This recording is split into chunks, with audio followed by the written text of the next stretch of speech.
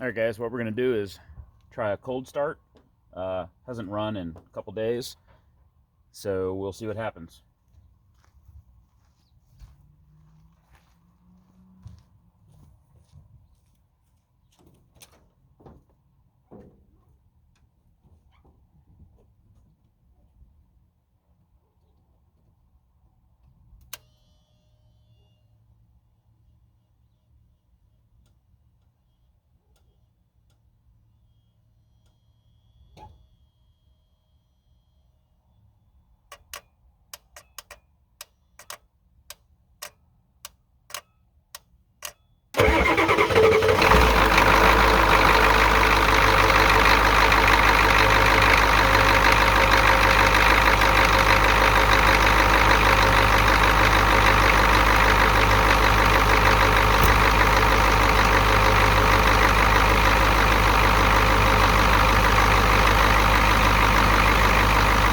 And there we go.